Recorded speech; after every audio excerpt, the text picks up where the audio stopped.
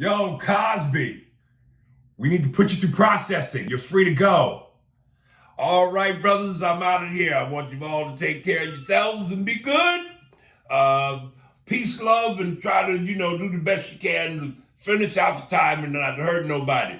Hey, yo, Cosby, man, be good out there, brother. Stay safe. All Peanut, you know what it is. It's gonna be all good, baby. I'll write you, come visit you from time to time.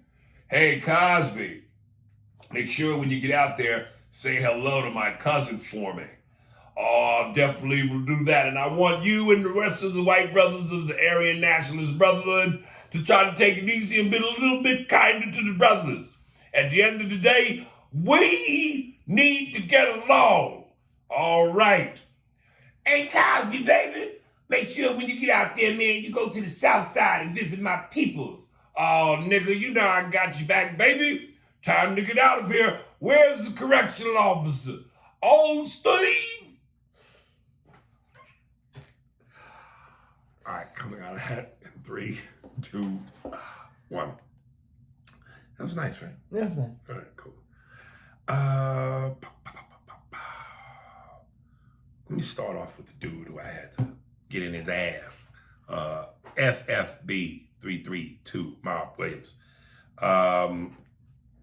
Aries, again, you're right. I was listening to you wrong. I apologize, and you were right. No disrespect, brother. I was wrong for coming at you like that. It's all good, bugging out. You forgiven, brother. Just next time, remember where you at. This is SAL's Pasadena. Kenny King, Bill Cosby. Aries, here's a Bill Cosby story for you. I received a full ride to play football at Temple back in 2004.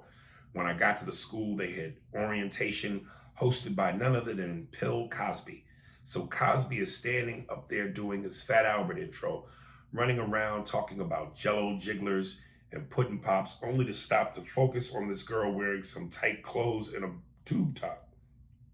Bill starts talking about how girls need to watch what they wear so they don't give guys the wrong idea, respect yourself, etc. Then he drops the most epic line I've never heard at an orientation. You've got bitches here and you've got hoes, but you can't wear a shirt saying you're a bitch or a hoe because not all the bitches are hoes. I'd see him walking campus all the time, rocking his sweats and Birkenstocks, and he was always friendly, especially to the girls. He'd always stop to say, well, hello there, pretty lady, and check them out as he walked by. Kenny King. Is he telling a story about that line, you think? That Cosby said that? No, I'm sure he said it. Do you believe it? Yeah. Oh, yeah. Why would he lie, right? Yeah. You've got bitches here and you've got the hoes. But you can't wear a shirt saying you're a bitch or a hoe because not all the bitches are hoes. Damn. See, now you really thought he said it. Right. Okay. What the fuck is Birkenstocks? Those are those shoes. They're from Germany, and they have like an insole. Ooh, I remember the word. They have an insole that's to improve your feet and posture and take care of your feet. First time I heard that was Dave Chappelle for What It's Worth special on Showtime when he said something about now I know how you did it. You kept all the niggas on the other side of that bridge. And then he said, bye, come back. We're having a sale on Birkenstocks. It's the first time I ever heard that. Yeah, but they look like the popular, most popular ones are the sandals. They look like the. Listen, man. Again, I don't want to, because we talked about it yesterday, and I don't want to get off on the thing about whether or not Cosby did it or but Cosby obviously has a deep taste for pussy, man. Like me, he loves pussy. I think he's a little bit more deviant than you might be. I don't know. I would definitely say that. Because I don't think you would stop it. I don't think you would stop a comedy show to you might look right, but I don't think you would stop your comedy show and improvise. Well, that's not true. You might improvise. Yeah, because I've done that. Yeah. But something about Cosby feels more like if he was on campus in the library and girls are getting books, he's 2 shelves over looking through the books to look at her. you should go to the section about female reproduction. Read about the vagina and the clitoris. It's a wonderful read. I just got done reading it, and as I was turning the page, you heard that was my fingers putting some extra glue on the pages. Oh, yeah. Is this a Geronimo moment for you? No, it's not even a Geronimo moment for me. It's just more of like I don't know where to go with this, because here we probably I didn't really address it all in the last one. I don't want to spend too much time on it. We know that you can't. You almost sounded like Cosby just then. But go ahead. You can't have. I can't. That was almost pretty good. You can't have that many people come out, and there's not a little. There's smoke. I'm not saying there should be a little fire. But how he got convicted was a different story. So this is two different. These are. Try to put these conversations down. They're two different conversations. Right. And there's probably a third conversation in there too that all makes sense, but separately. None of them make sense together. And I really feel like I'm sounding like Cosby. The way I'm saying these things, not that I have the voice down, but the way that I'm saying them. So, yeah, it's not a Geronimo moment for me. It's just a very confusing conversation, because we're trying to have three basically conversations all in one, and they don't fit. It feels like there's a loyal comedic part of you that doesn't want to shame an icon, but at the same time, you're trying to be honest about what it is. First of all, I don't feel bad about the comedy part. I think that he's a comic genius. Why Is There Air is one of the greatest comedy albums ever. When you go and you watch what he did, and you talked about this in your set, the Cosby Show, yes, was genius. Fat Albert and the Cosby Kids, the cartoon, yes, genius. I have no problem. He's a genius. There's been a lot of fucked up Jesus over the history of this world. Geniuses. Yeah. You said fucked up Jesus. Oh, genius. Fucked up geniuses. Right. There's probably some fucked up Jesuses too. Right. But yeah, that's one conversation. Do I think that he has sexual misconduct issues? Yes, I definitely do. I don't think that many people come out if it's not there. Going though to the other side, there's the legal part of this. That's why I said there's three conversations. Legally, if there's bad evidence presented in the case, it shouldn't have been allowed in the case. It gets thrown out, and that's the way that it is. I'm not trying. Those are three separate conversations. Right. I hate that we try to put them all in one conversation. Yeah. Okay. Terrell Ingalls. Andy, is this you? What's up, ANA? I was watching an episode of Bar. Oh, this is what it was. I kept getting confused. Bar Rescue? With the shit we were talking about last night with Casey and the comedy club. Yeah. But this is what I meant. I was watching an episode of Bar Rescue where John Tafer went to a comedy club, Stand Up Scottsdale. At the beginning, I think I seen you, Andy. Look at the clip that's attached. Is that you before Yes. That is you? Yeah, it's me before the beard, the full beard. Yeah. So you got this email? No, I maybe I probably did get the email. I'm not sure if I'm not really remembering that. I think he sent it just to you. Yeah. Is that you before the Jew throwing the beard? Oh, and Aries, I remember you were reading a letter and there was a line that read, "All I got to do is stay black and die." Well, and you know what, dude? 2 days ago, I remember where it came from. Well, that came from the movie Lean on Me at the end. All I got to do is stay black and die. At the end, when Morgan Freeman was in jail and the students from the school rallied outside in protest for his release, the white official came in and asked him to do something about it before something goes wrong. As Morgan Freeman was laying on his bed, he yelled, "I don't have to do anything but stay black and die." A few episodes back, you were trying to figure out where it came from. If you read this after June 30th, then disregard this last part because I know you will probably talk about it already. Bill Cosby got his freedom papers. What are your thoughts? Well, yeah, brother, we've discussed it several times over. So I'll ignore that. But Andy's saying that is him. Yeah, that's me. There's a little bit of a beard there, but it's tighter. Yeah, that's my friend Howard Hughes. Oh, and then he sent the thing. Yeah, that's me right there. That's my holy shit. And I'm going to go back to that haircut that really short. That's damn it bald. Yeah. because I'm paying you. And that was a long time. I had hair then. I didn't appreciate it. But there's a little bit of a beard there. That's my friend Howard Hughes had a club called Stand Up Scottsdale out in Arizona, and I used to frequent that club. He didn't try to get me on that one. They just filmed that one, and I'm just up there in the beginning. Then the second time they came for the other one, they tried to get me to. I did a set. It was a good set actually for the show, and I wouldn't sign the paperwork to be on it.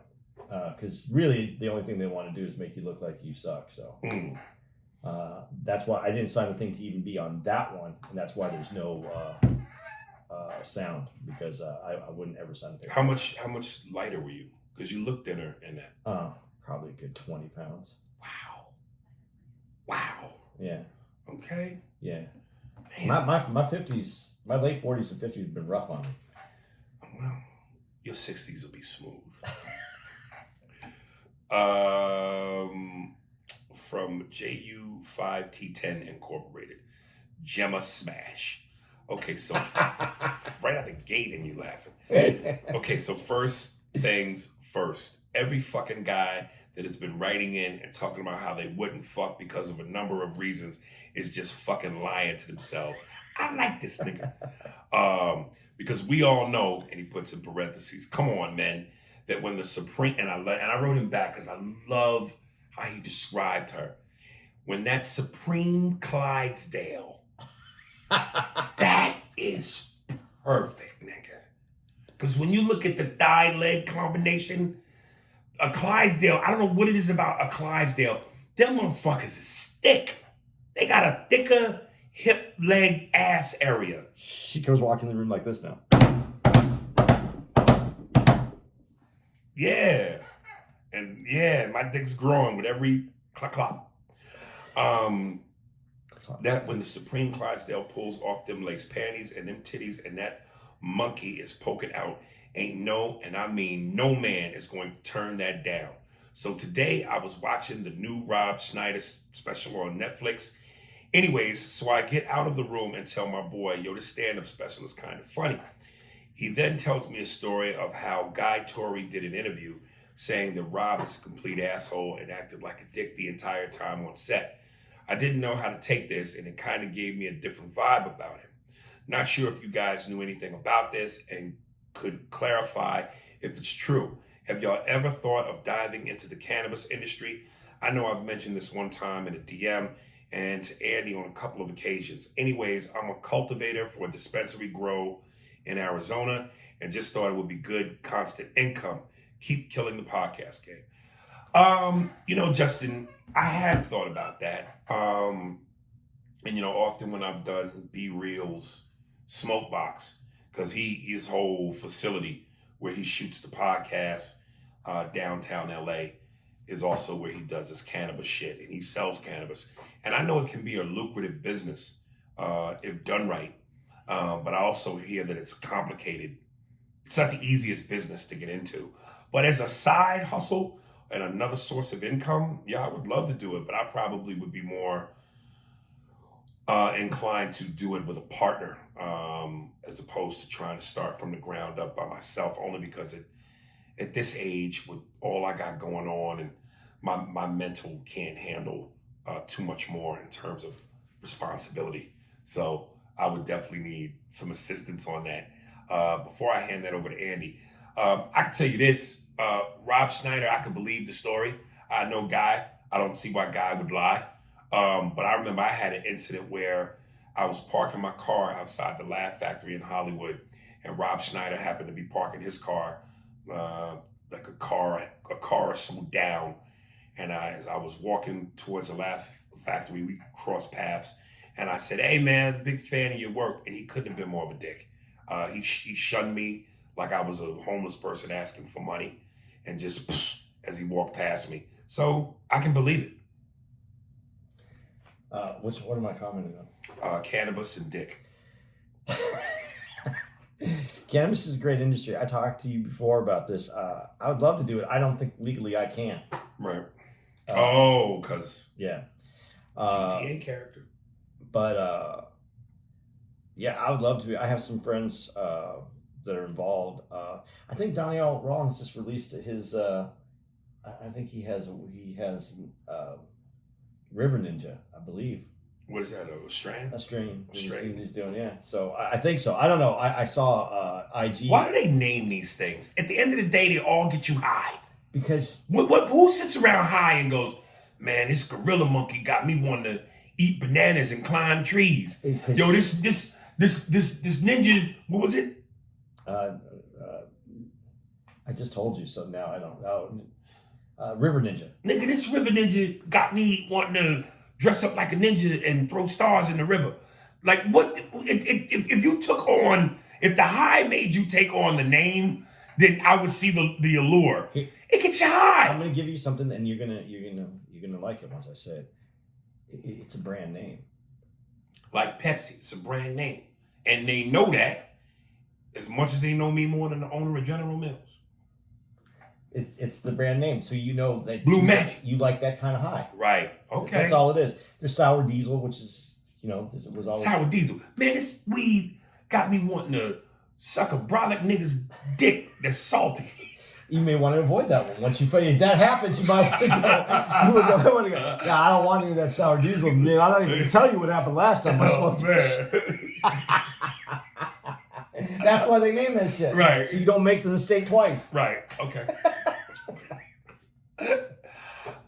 And then Rob Schneider. I don't know. I've heard mixed reviews. I have never met him personally. I know he's living in Arizona now, and I know he does. I don't know. I had this thing about, and you're kind of one of the exceptions in this. And there's a few people that are I don't put into this category, but comedians that make it in television and movies, right? They definitely have a different attitude. There's a different vibe that they give off once they get into the movie industry. Yeah, and I think it has a lot to do with when you're a comedian, you're known in comedic circles, people who enjoy comedy, stand up. But when you're in television or when you're in the movies, now you have a broader audience, and there's a wall that certain people don't respect. And I used to think, and I'm just going to give you for example. David Spade is from Phoenix. So every time you come to Phoenix, you could never, as a comic, you want to see people that came from where you were from because you want to see that you have an idea of that you could be there too because they came from the same place. Right. So when you'd see Spade, you'd see all his crew that was around him and the people, and you could never see him. You could never talk to him. And I thought, this guy, he's one of them TV dudes. He's an actor. He's an actor. I'm not going to say a dick, but I just like, he ain't someone that you can talk to. I got into a situation where I ended up on a show with Spade. Nicest fucking dude ever. Complimentary. It showed his insecurities of who he was as well, which a lot of those guys won't do.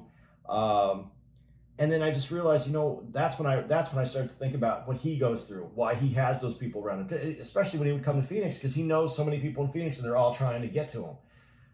That's when I just kind of took a step back, and I'm not saying that I understand it because I've never been in that situation, but I see it now. My eyes are more open to it, how they have to interact with people because a lot of people are invading their space. Because they think that people feel like when they see you on television or when they see you at the movies that they know you.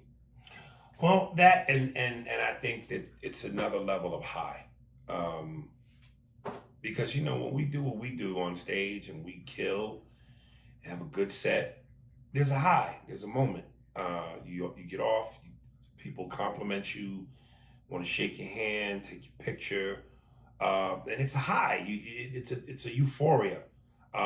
So now imagine you go anywhere in the country to an AMC theater and there's your title, there's your poster, there's your image. If the movie is, a hit, the theater's packed, people are laughing where they're supposed to laugh. And this is you all throughout the country as a movie star. If it's TV, every week people are tuning in to your show with your name, or where you're the star. More money, more fame, more. It's a high, and I think that some people handle the high well, and some people lose themselves. They believe the hype. They believe the hype. So, you know. Okay, but you did say it was Guy Torrey. He said Yes. Guy Torrey. And you said you had experience with him? Well, that time he Yeah. kind of shunned me. And you're both black, so maybe he's not an asshole. Maybe You're he's like, a racist. the copy guy. No, I'm gonna bleed into Red Butler. Making copies. There's a joke there somewhere, but I'm gonna bleed into Red Butler if I do that. All right. Doctor. What up, legend? Just hitting you up, showing my appreciation. Once again, once again, to my two favorite peoples, I've noticed that my garbage bag production line is making quite a buzz on the show. And I've also noticed ever since I said it, niggas have been stepping their game up a bit. Glad I could make a slight difference. Y'all keep doing what you're doing. I also noticed the statement you made about racial presidency. Like when you said that every president has been racist. I have to beg to differ with you on this one, Chief. John F. Kennedy, to me, was the first black president. He was actually for equality amongst black and white people. He had Martin Luther King safely bailed from jail when he was arrested and made sure many blacks, I can't wait to hear Andy's take on this. He's stretching. Many black people were hospitalized after race riots. He even for Malcolm X. $10 money. Even for Malcolm X and Martin Luther King coming together to get a movement started for equal rights. That's why he was assassinated, because he actually wanted to help black people. I don't know if that's why, but then again, I don't know that it wasn't why. But let me go. And what's even more fucked up, they killed his brother Bobby a few years later after he was elected for trying to do the same thing. How fucking tragic. It saddens me to know that the hate for black people ran so deep that they would go as far as depriving black people from the simple human rights of life, and would go as far as killing anyone for trying to make a difference on that situation, even if it meant killing the higher authorities of their own kind to do so. Just like in the world of hip hop and the death of Pac and Biggie, I always wonder what the U.S. would be like. Let me stop real quick. This is why I say the brilliance of Chris Rock. Even though he don't make me laugh, it reminds me of that great bit where he talked about, Biggie was assassinated. Tupac was assassinated. He goes, no, John F. Kennedy was assassinated.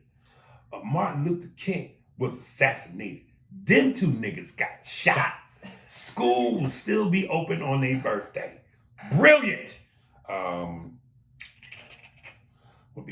What years would be like if John and his brother never died.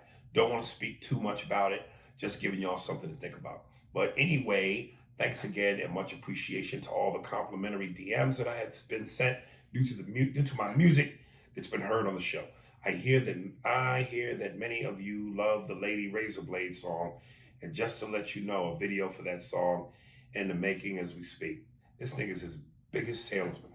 Thanks 1,000 for my people.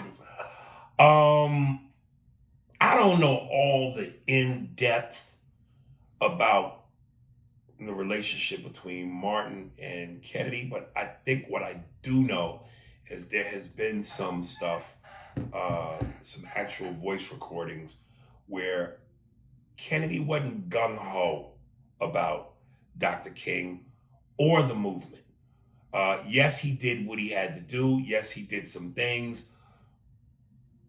But there was, God, I wish I could be specific, but I can't. I'm having an Andy moment. I can't really remember all the details to it, but there was some voice recording where basically, and I'm paraphrasing, Kennedy wanted to help and was trying to do the right thing, but certain racial aspects kept him not wanting to do it. I want to help that nigga, but I know I'm in charge. And I hold Dr. King and what he's doing in high regard. But I have to take a step back before I do what's have to do for the patty. Yeah. I think that's probably closer to what was said. Right. Somebody bail that nigger out. Let him know that I'm going to do it and drop all the charges. Go ahead.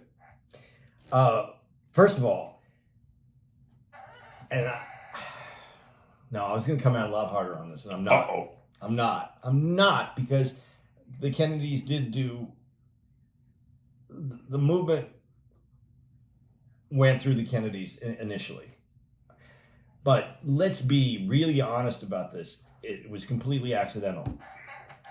The only reason that Kennedy got Martin Luther King out of jail is because Nixon couldn't, and Nixon tried. Nixon couldn't do it because there was a Democrat who was in charge. And he couldn't, so he had no negotiating power. Right. Nixon wasn't liked in his by those around him for a lot of reasons. And Nixon had a horrible presence, and but he actually had a relationship with Martin Luther King. Nixon.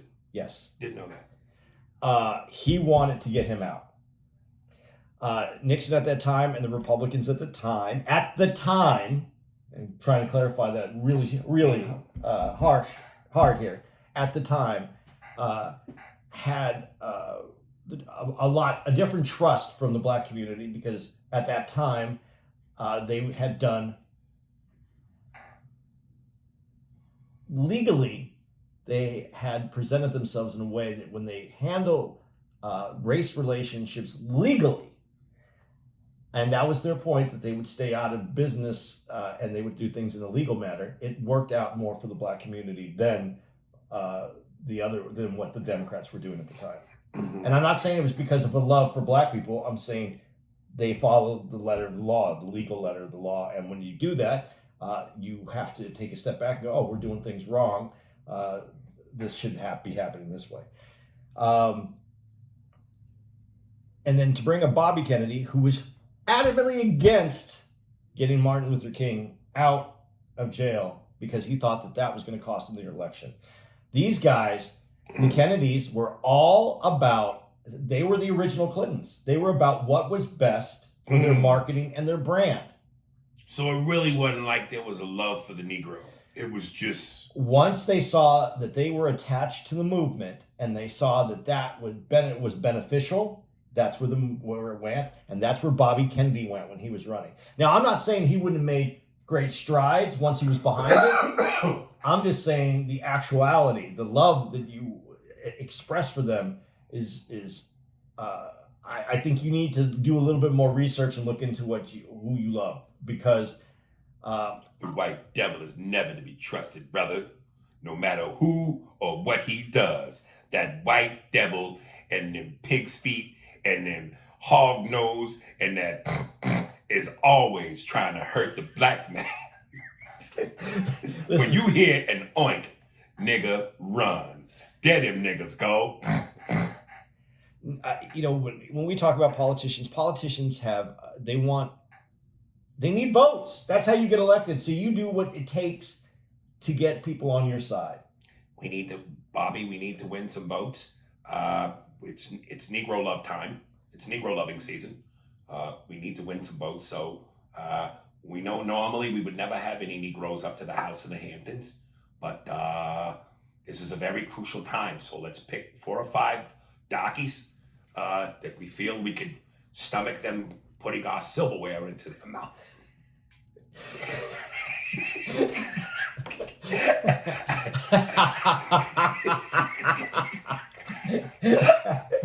Let's treat these Negroes with high regard.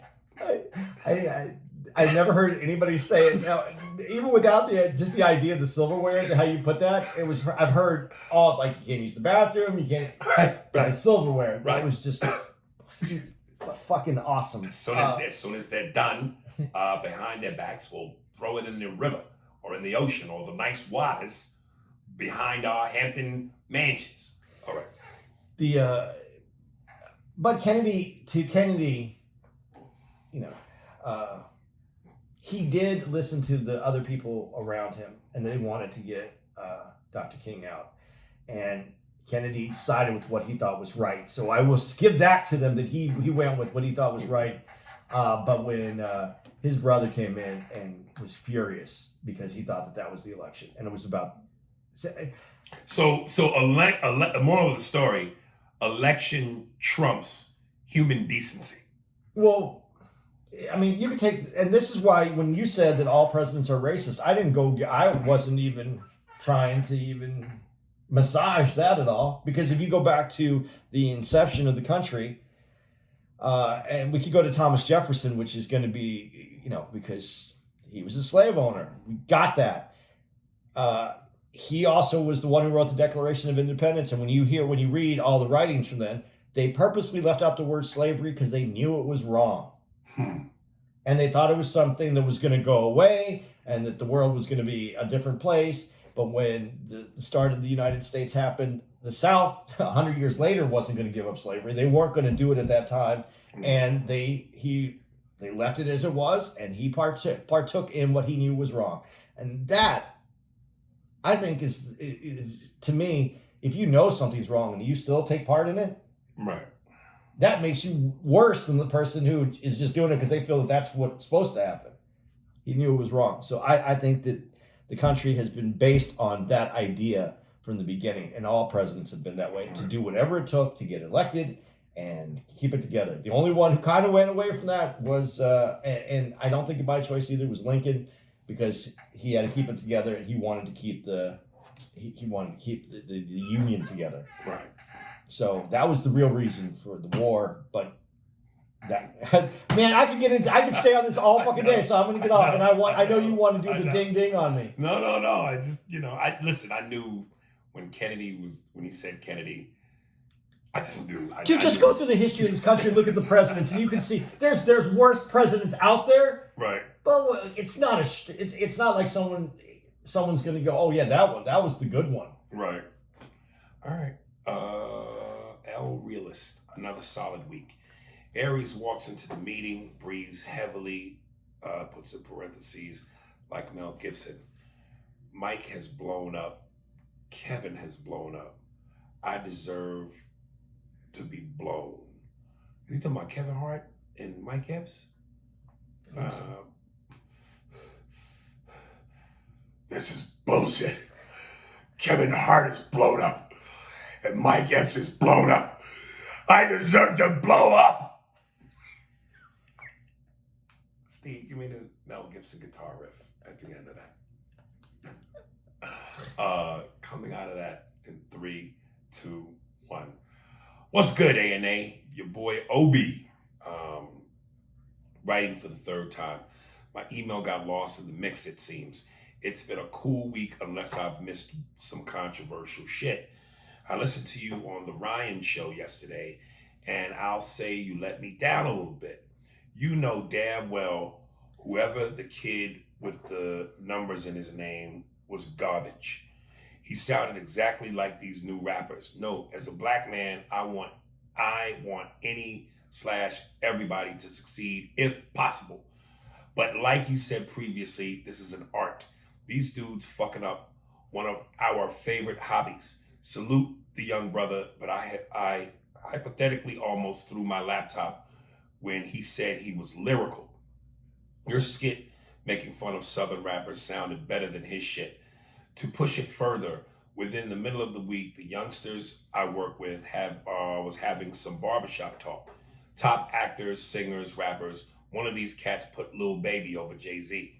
It probably was the first time, excuse me, I let myself get distracted at work, but I was going in on them from the remainder of the shift. Same dudes who claim Samuel L. Jackson is a better actor than Denzel. Motherfucker.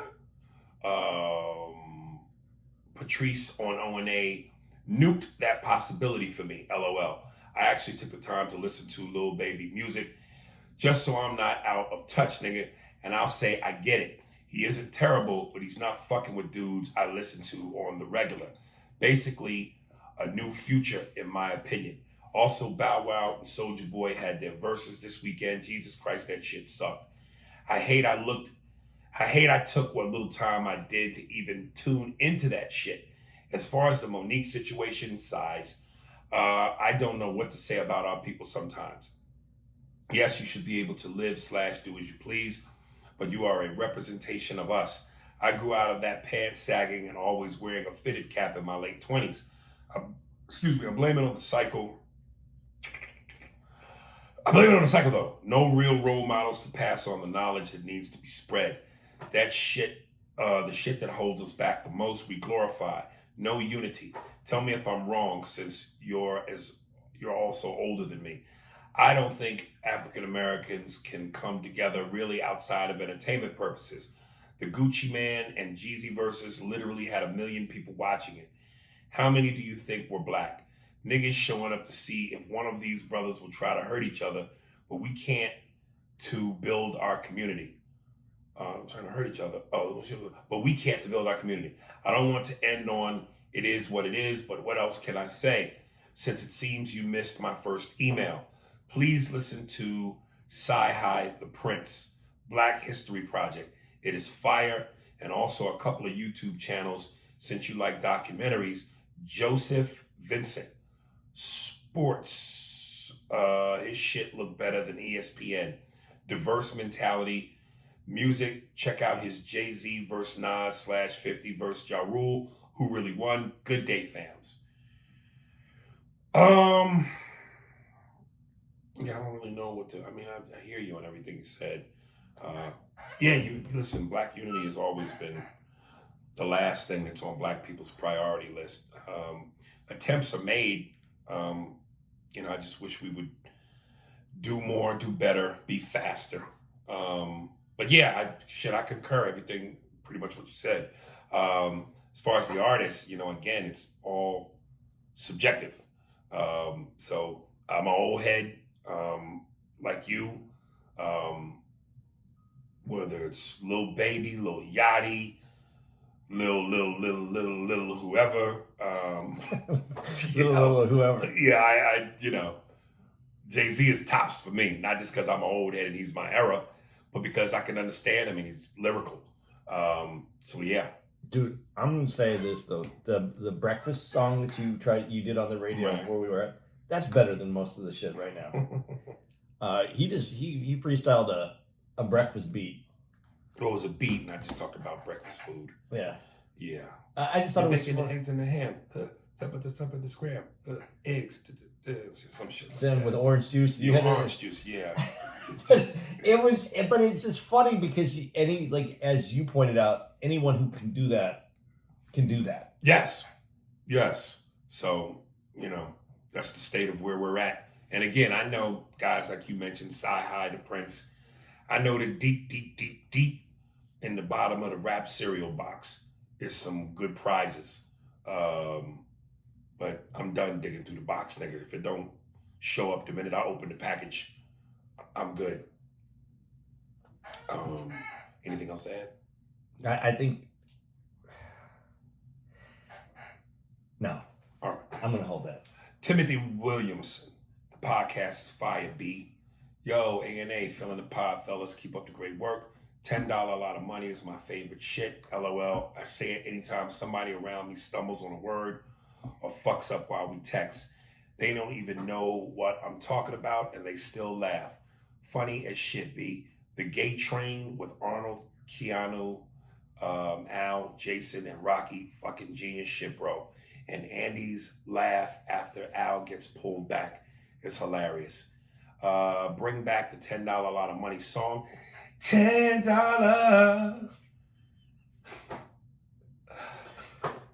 a lot of money. 10 pesos.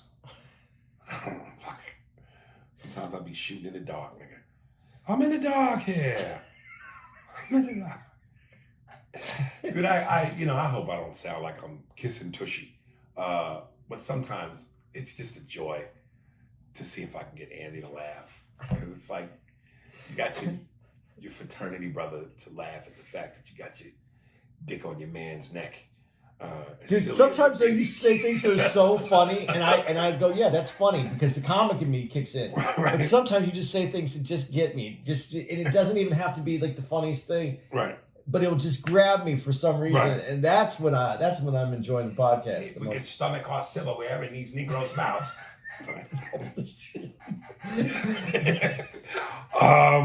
Bring back $10 out of money song, and Jordan is the GOAT. There we go, baby. Shit, my man, I ain't got no complaints, brother.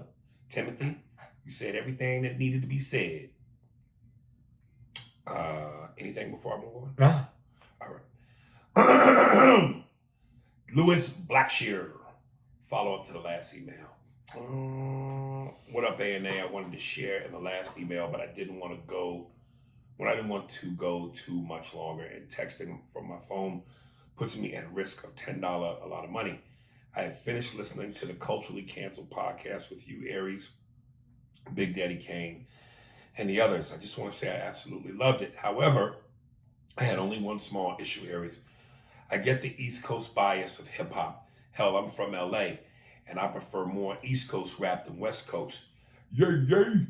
Just because in my mind, the East is the mecca of hip hop. My issue was when you were naming the best West Coast rappers, and he puts in caps, you did not name Ice-T, my nigga. We both grew up in the same area, Aries. We're less than a year apart, so I know you know about Ice-T's contributions to hip hop. You even had him on the podcast. Oh shit, sorry. That's Ice-T. Hey, I want to talk to you, man. They got my other guy here, Steve Stone Cold Austin. Yeah, Stone Cold, shut up. I know you know about Ice-T's contributions to hip hop. You even had him on the podcast. I consider Ice-T as one, if not the architect of West Coast rap. Honestly, I believe he set the stage for Cube and the rest to stand on. Additionally, he and Cube pays or has paid homage to the East Coast. I can accept you not feeling Cube, but you gotta remember and give props to Ice-T. Again, love the show. Y'all stay up and stay safe. Peace. My bad, dog. Listen, and you're right. I'd be caught up in my East Coast cloud that I don't really think about any other coast too much. But yeah, when you talk about pioneers from the West Coast, I almost only because I almost put my instinct is to put Snoop, guys like Snoop, Dre, above everybody else because they're the most, to me, popular when I think West Coast rap. But you're right, Ice-T was before any of them and was a pioneer and a trailblazer for the West Coast scene in his own right. So it just escaped me. I just didn't give it much thought, but you're absolutely right. I think, and I think you can miss Ice-T because I agree he should have been on there and you should have included him in that, but you can miss him because Ice-T's bigger than his beginning now. Right. Oh yeah. You know what I mean? Yeah. He's not a rapper anymore. Right. He is, but he's still a rapper. His roots, but he's so much. You know, he's a business now. Yes. And he's in everything. So I can see why you might have missed that right as an oversight, but definitely should have. But it's definitely an oversight because Ice-T, and I'm not just saying that because he's on a podcast. The motherfucker's a legend. So yeah, my bad. His wife was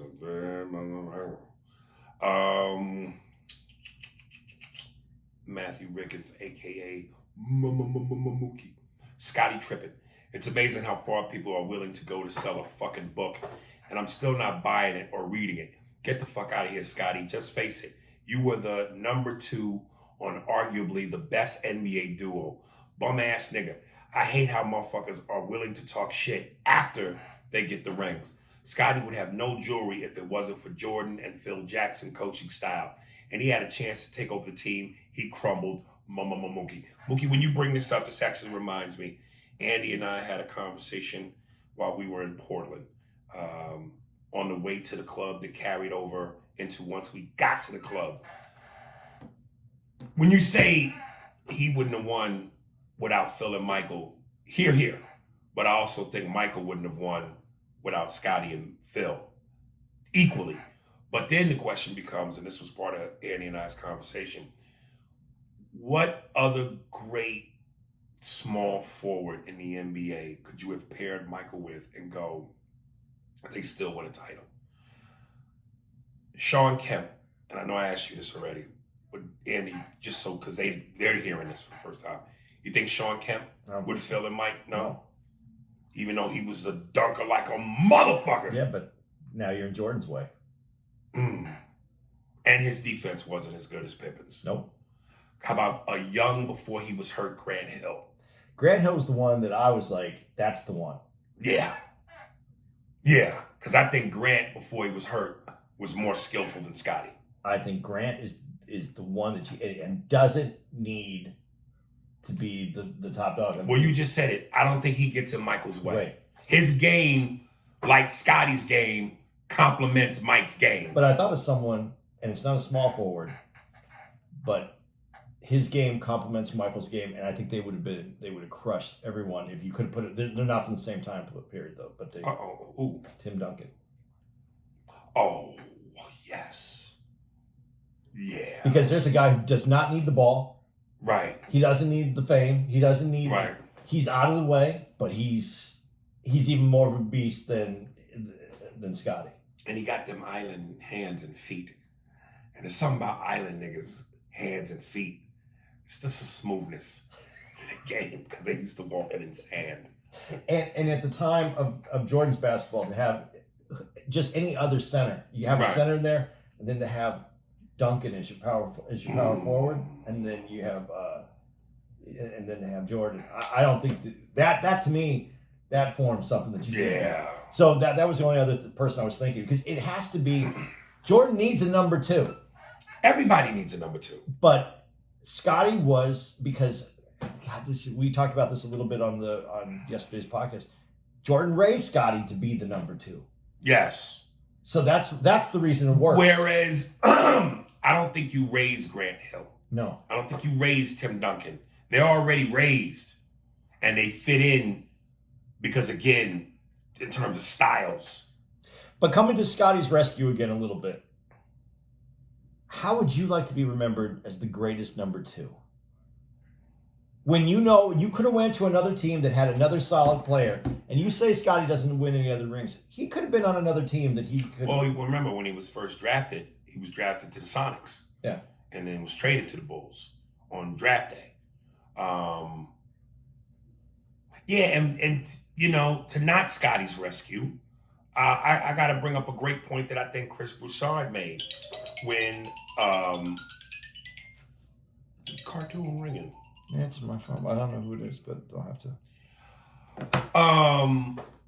If Scotty was the man that he's now claiming he was, and he's nobody's number two, then why couldn't Scottie Pippen, with all his championship knowledge, experience, he's still in great physical basketball shape, beat the Los Angeles Lakers when they had a 15-point lead in the fourth quarter when the Lakers won their first title? Now, you mean to tell me that if you take Scotty off that team and you put Jordan on that team, which was stacked, Jordan don't finish that series? I think, now we're talking about a different level. And again, why I always think Jordan's the best player, even though, again, I said Scotty was my favorite player to watch on the Bulls. Scotty was my favorite player on the Bulls, but Jordan's the GOAT because that mental edge that Jordan has over everything else. Jordan wasn't the most physically dominant player. He was athletically gifted, but physically, I would be more afraid of Jordan than a lot of other people that were bigger than Jordan because he dominated mentally. And listen, I know people will say, and I think even when we had this conversation, you were like, well, he was older. Both of them were older. I still have a hard time believing on paper Akeem Olajuwon, truly one of the best centers ever. Charles Barkley, one of the most dominant power forwards ever. And Scottie Pippen don't win a ring in Houston? Yeah, but they were older. Damn, dude. And again, I'm gonna still go to Scotty's rescue. Phil Jackson admits that the triangle was run best without Jordan. It was run best with Pippen because Pippen played to the triangle, the team ball, where Jordan was a different player. Right. So I have great respect for Pippen. I think Pippen was able to get the mentality that he eventually had, which I don't know if he gets without Jordan. I think is a number one somewhere. But he has to go down. He has to go down as the greatest number two in how I look at it. But to be the greatest number two is still just two. And that's not easy for some people. Apparently, it ain't easy for Pippen. No. Now, I think it got worse. Remember though, he got divorced. And I'm not trying to be a dick, and this is not a big against. How many times do you think that wife reminded him that when she put Future's dick in her mouth, he became number two? I think that there's a lot more going on with Pippen than basketball. And Future's one of them niggas that rhyme like that. That's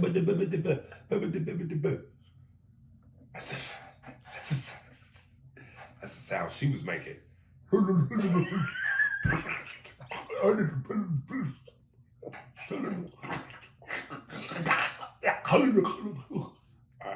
I think there's a lot more going on with Pippen right now than just the basketball thing. I think that he has been I feel like he's in a mental situation right now. Yeah.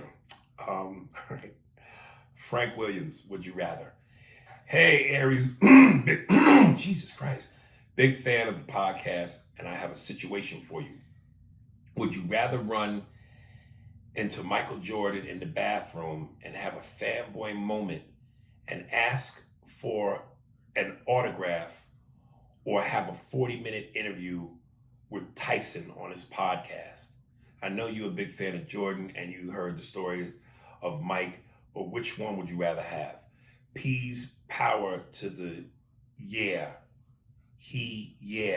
I have my whole family looking retarded. Even my 1-year-old has it in him. Peace and love. He. Oh, he's trying to see he. I'm sitting here reading this shit. He. Nigga, just say Schwarzenegger. I don't understand what he means when he says peace, power to the yeah. Oh, peace, power to the he. Peace, power. I have my whole family looking retarded. Even my 1-year-old has it in him. Oh, okay. I wonder what peace, power mean. Is it peace? Peace and power? No, he put PS. Oh. PS. Power to the yeah. PS. Boy, you niggas. Jesus. Here's what you were supposed to do. P.S. But he just goes the letters P and S together. So I'm going P's, and the S is lowercase, so I'm thinking like it's a apostrophe lowercase s, like P's, plural. Oh my God, folks, please, let me tell you something. Quotation marks and proper spelling and grammar and articulation, they're stoplights and traffic signs. Without them, we have anarchy in the streets. All you hear is, please, folks, put traffic lights and stop signals and signs in your dialogue. Now that I read it, I get it now. P.S. Power to the yay. I have my whole family looking retarded. The irony is, right now, you had me retarded, nigga. Yay, retarded. Retardation. Yeah. Oh my God. Back to your would you rather. Would you rather run into Michael Jordan in the bathroom and ask for an autograph? And I'm assuming he'll give it to me. Or 40 minutes with Tyson, man. And that pains me to say that because I'm a Mike Hewer. But Tyson is just a more intriguing personality. I got too many questions I need answers to. And, you know, I feel Mike on such a human level that would mean more to me. I'd get more out of that. Dude, I just don't know how you initiate a conversation with anybody in the bathroom like that. You can't look at Jordan while he's taking a piss and go, dude, I love your work. Can I get an autograph? You know I don't have to do this. But the only reason why I'm doing it is because it's part of my personality. Hold my dick. There you go, kid. You can't initiate a conversation with anybody in the bathroom, can you? I don't think you can. I don't think you should. Okay, let's say, okay, let's just say it's whoever's your favorite actor. Okay. Who name him? Let's say James Gandolfini. So James Gandolfini's still alive, and he's in the bathroom, and you walk in. How do you start? What's the first? How do you say anything? Excuse me, mister. I'm taking a shit here. Come on, what are you doing? Taking a fucking dump. I'm sorry, Mr. Gandolfini. I just want to say I'm a huge fan of The Sopranos. So are a lot of fucking people, but right now I got a third I got a relation. Jesus fucking Christ. And I get a break here. What do you want me to shine? The piece of tissue, a paper towel? What do you want me to shine? I just, is it possible I could take a picture with you? All right, let me finish doing what I'm doing. I'm going to wipe my ass, and I'm going to take a piss, and I'm going to clean myself. Let me wash my hands, please.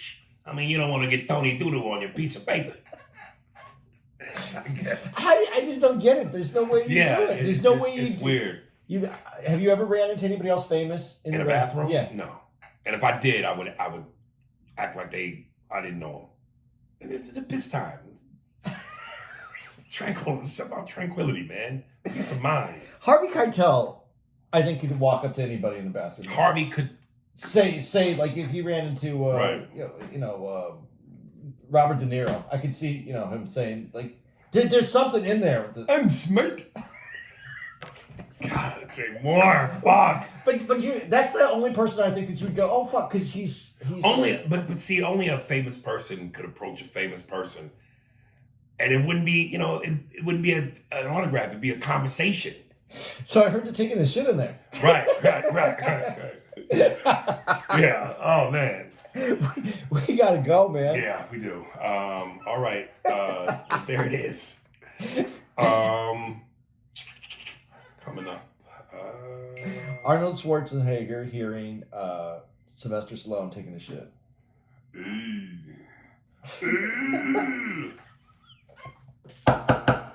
Hey, Sly. Are you okay in there? I hear you. Sounds like you're in pain. Are you alright? Yeah, Arnold, I'm just taking a dump, It's one of those crunchy ones, one of those rocky ones. It looks like I'm shitting the thing from the Fantastic Four's finger. Oh, that's a big finger. I've seen it.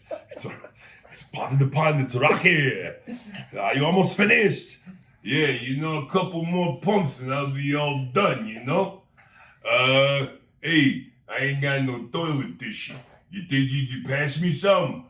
Is that a command? Because if it is, I will call that you're giving me a commando.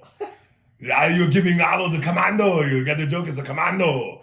Yeah, this ain't really the time for jokes, I'm sitting here. I got Jason Statham in one store. I got Al Pacino in another store. I got, we're all Keanu's in a store, and we're all making butt noises. We're having an ass jam session. Keanu, is that you? Yeah. Yeah. What'd you eat? I had beans, but it was in a can. It's just cans.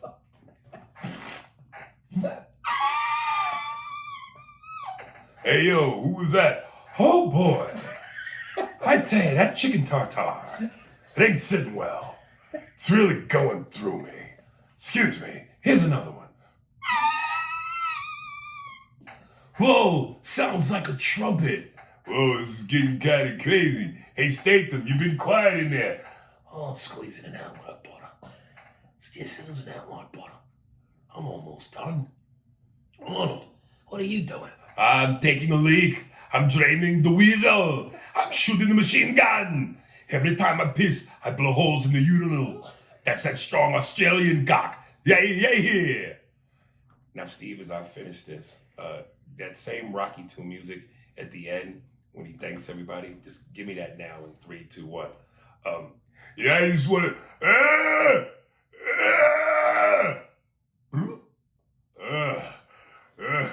Yeah, I just want to say, it's the greatest dump in the history of my dumps. And I just want to say one thing to my wife at home. Yo, Adrian, I did it! Do you know why Jason Statham was so cool? Why? And he doesn't make a lot of noise when he's taking a shit? Why? Because that's how he gets pussy. Oh, God. It's the second time I'm going to fail this. I don't make a lot of noise when I'm shit. Women can't hear me. And that's how I get snatched. All right. Musically, this is... Where are we at? Hold on. Bear with me.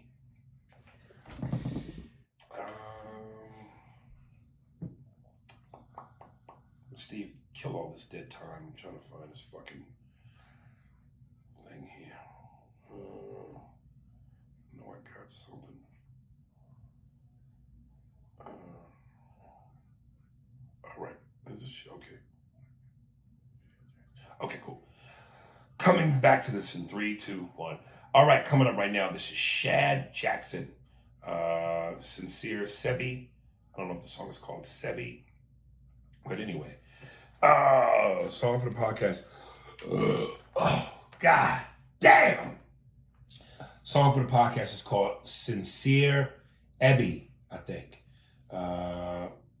Instagram, Twitter, and YouTube at SINCERESEBBY. Hope you enjoy the song. See y'all, same bat time, same bat channel next week. We out here. Yeah.